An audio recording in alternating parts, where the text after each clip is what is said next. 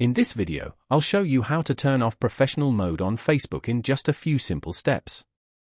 Professional mode is a feature that allows you to grow an audience and access tools like insights and monetization on your profile.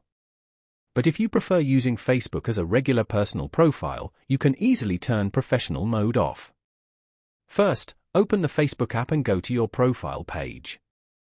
Once you're on your profile, tap on the three dots next to the Edit Profile button. This will open your profile settings. Look for the option called Professional Mode and tap on it. Inside this section, you'll see the option to turn off professional mode. Tap on Turn Off, then confirm your choice when Facebook asks for confirmation. After you confirm, professional mode will be disabled, and your profile will return to a normal personal profile. And that's it. That's how you can turn off professional mode on Facebook. If this video helped you, make sure to like the video and subscribe to the channel for more simple and helpful tech tutorials.